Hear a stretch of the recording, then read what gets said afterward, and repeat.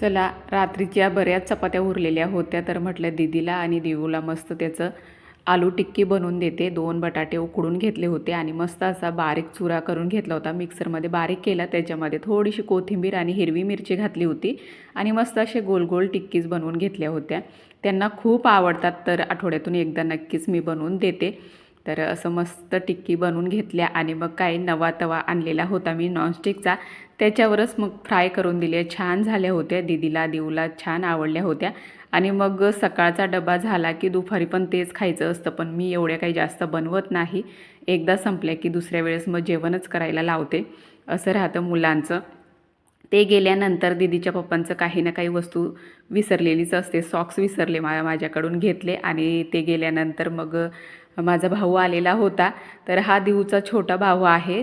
त्यांचं काही काम होतं ते झालं आणि गावाला जायला निघाले होते. तेवढ्यात त्याचा लहान भाऊ बघा दिवेशला उचलून गाडीमध्ये बसवायचा प्रयत्न करत होता. त्याला एकट्याला बोर होतं ना गावी, आणि तो एकटाच असतो. त्याच्यासोबत खेळण्यासाठी कोणीही नसतं. त्याच्यामुळे ना तो बळजबरीच गाडीमध्ये बसवत होता त्याला आणि त्याच्या पप्पांना बोलत होता की दादाला पण घरी घेऊन घे, असं याला इथं नका ठेवू.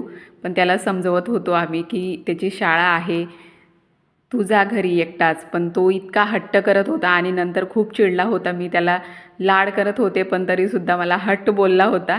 इतकं त्याला राग आलेला होता ना, त्याला असं वाटतं की दादाला का बरं इथे ठेवलेला आहे आणि मी तिथे राहतो मम्मी पप्पांकडे आणि तो एकटाच इथे राहतो.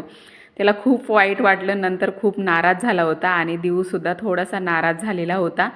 भाऊन ते गेले, त्यांना बाय केलं. तेवढ्यात बघा आमचा दादा थोडासा नाराज झाला, पण त्याला आता समजतं जरा शाळा आहे म्हणून, थोडा शहाणा झालेला आहे. पण त्याचा लहान भाऊ जरा जास्तच आगाऊ आहे.